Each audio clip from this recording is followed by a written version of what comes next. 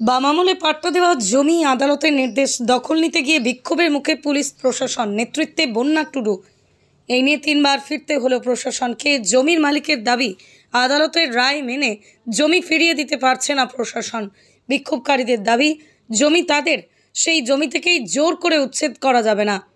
হুগলির দাঁতপুর থানার বাবনান গ্রাম পঞ্চায়েতের মূল গ্রাম মৌজার প্রায় 30 বিঘা জমি বাম আমলে 1994 সালে পাট্টা দেওয়া হয়। 177 জন সেই পাট্টা পেয়ে চাষবাস করছিলেন এতদিন। জমির মালিক সেই জমি ফিরে পেতে মামলা করে আদালতে। হাইকোর্ট জমি বুঝিয়ে দিতে নির্দেশ দেয় মহকুমা শাসক এবং ব্লক প্রশাসনকে। সেই মতোই আজ পুলিশ নিয়ে প্রশাসনের লোকজন জমি দখল নিতে গিয়ে বাধার মুখে পড়ে। গ্রামবাসীদের নিয়ে স্থানীয় সিপিএম কৃষক সভার নেতৃত্ব বিক্ষোভ শুরু করে। নেতৃত্ব দেন বাম নেত্রী বন্যা টুডু।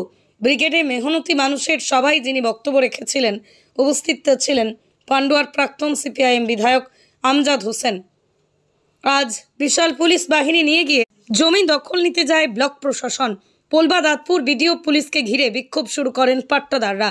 বিক্ষোভে দলের পতাকা হাতে প্ল্যাকার্ড নিয়ে নেতৃত্ব দেয় সিপিআইএম। বিক্ষোভকারীরা জানান কোনো মতেই জমি তারা ছাড়বেন না। গত 30 বছর ধরে তারা চাষ করছেন ওই জমিতে। বাম সরকার তাদের পাট্টা দিয়েছিল, এই জমি তাদের। বর্তমান সরকার সেই জমি কেড়ে নিতে চাইছে। জমির মালিক মহসিন মণ্ডল বলেন, বাম সরকারের আমলে সিপিএম জোর করে জমি দখল করে বিলি করে দিয়েছিল। এই জমির মালিক আটওয়ারা খাতুন। 2002 সালে পাট্টা খারিজ হয়ে গেছে। 2019 সালে আমাদের নামে পর্চা হয়ে যায়। তারপর থেকেই জমির দখল নিতে পারিনি। আদালতের নির্দেশ দিলেও তা দিতে পারছে না প্রশাসন। এ নিয়ে 3 বার জমির দখল নিতে এসে ফিরে গেল পুলিশ প্রশাসন। তাহলে কি আমরা জমি ফেরত পাবো না? হাইকোর্ট অর্ডার দেওয়া সত্ত্বেও জমি ফিরিয়ে দিতে পারছে না প্রশাসন। জানা গেছে পাট্টাদারদের তরফে হাইকোর্টে আপিল করা হয়েছে। তার শুনানির দিন আগামী 7 তারিখ। সেই দিন পর্যন্ত সময় দিয়েছে প্রশাসন। কি হচ্ছে কেউ জানে না, যারা খেটে খাওয়া মানুষ, পাট্টাদার মানুষ, তারাও জানে না। হঠাৎ করে পুলিশ প্রশাসন নিয়ে ঢুকে পড়ে। জমি দখল ভিডিও এসছে, জমি ভিডিও কাগজ আছে যে আমরা জমির দখল আমরা নিতে চাই। 34 বছরে বামপন্থী সরকার আমলে জমি দেওয়া হচ্ছে, তারা চাষ করছে। ওনারা কি বলছে না চাষ হচ্ছে, কিন্তু গরিব মানুষ খেটে খাওয়া মানুষ বলছে চাষ হচ্ছে, 3 ফসলে চাষ করছে। হ্যাঁ জমি চাষ হচ্ছে। এখন কি এখন কি এরকম এখন চলছে। এখন দেখা যাক, আমাদের কাগজপত্র রেডি হচ্ছে। এখন কাগজপত্র রেডি হচ্ছে, কি কথা হচ্ছে, আমাদের পেছনে যারা আছে তারা লড়ছে। এখন ওরা জোর জবরদস্তি দরকার হলে আমাদেরকে অ্যারেস্ট করবে, আমরাও রাজি আছি, আমরাও যেতে চাই। ছেলে পিলে সবাই যাবে বলছে। বিশাল পুলিশ এসছে, তো কি করবে? বিশাল পুলিশ আছে, এটা তো পুলিশ নিয়েই তো কাজ। পুলিশ নিয়েই তো কাজ। আজকে যে আসবে তারা তো গরিব মানুষ, খেটে খাওয়া মানুষ জানে না। এটা কবে জমিটা পাট্টা দেওয়া হয়েছিল? কবে হয়েছে? 1994 সালে। তারপর থেকে জমি 1994 সাল থেকে এরা জমি পেয়েছে, এরা চাষ করছে। সেই চাষের জন্য জমি তৃণমূলে কিছু দালালগিরিগুলো ফুটে ফুটে খাবার জন্য সব যারা বলছে যে এখানে একটা করে সব বেঁচে শেষ করছে, সব বিক্রি করে দিয়েছে। এখন এইগুলো চোখে পড়েছে, খেটে খাওয়া মানুষ চাষ করছে, এইগুলো ওরা বিক্রি করার জন্য উঠে পড়ে দিয়েছে। এইগুলো চাষ হয়।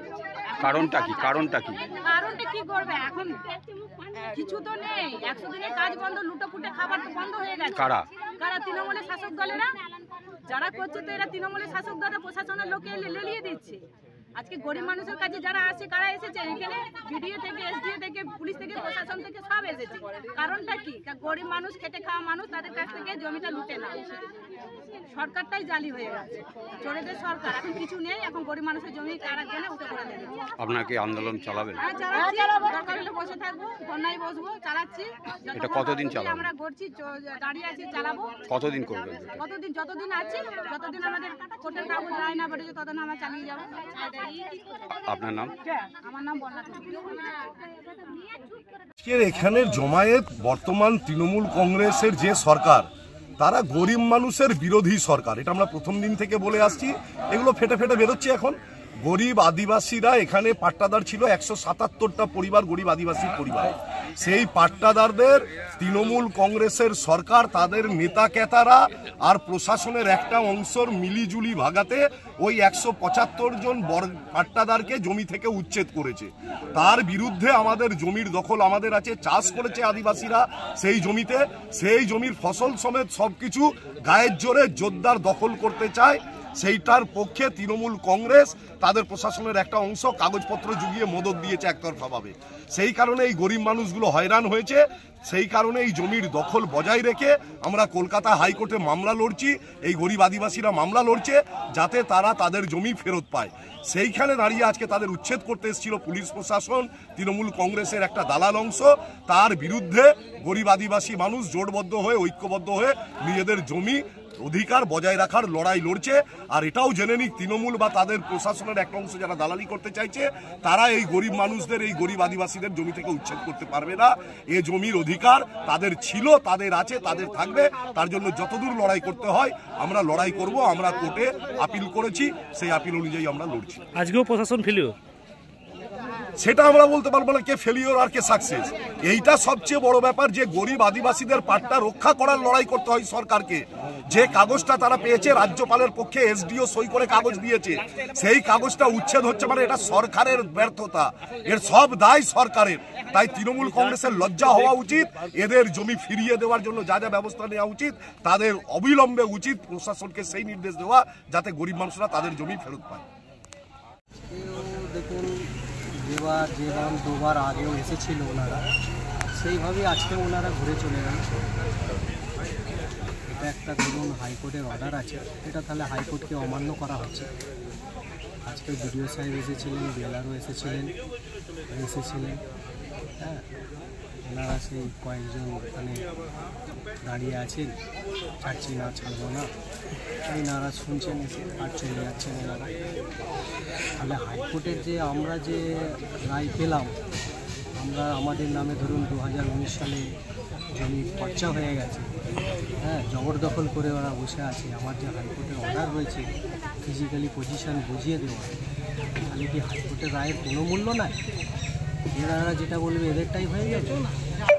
এনাদেরকে তো সরকার এতদিন দিয়েছিল, করে খেয়েছে।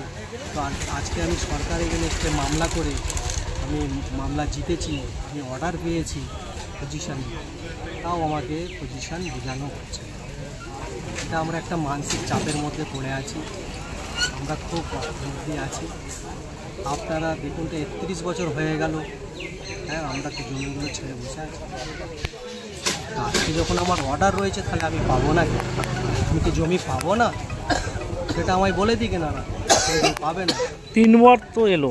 হ্যাঁ, 3 বার এলো, পর এখানে 3 বার এইভাবেই এলো, ঘুরে চলে গেল। ওনাদের খালি বক্তব্য শুনছে না, এত পুলিশ, এত কিন্তু তাহলে তখন না যে কোনো রকমের কি বলে গেলেন আজকে ওনারা? সে ওদের কথা বলছেন, ওনারা যা বলছে আমরা ছাড়বো না, আমরা গরিব মানুষ, আমরা ছাড়বো না। না, বিডিও সাহেব কি বলে গেলেন? আপনাদের চলে গেলেন? বিডিও সাহেব আমাদের কাছে সেইভাবে কিছু বললো না আজকে। ওনারা ওনাদের সাথেই কথাবার্তা বললে করে চলে। আজকেও প্রশাসন ফেলো? হ্যাঁ। আপনার নামটা? আমার নাম মহাসিন। হ্যাঁ, মহাসিন।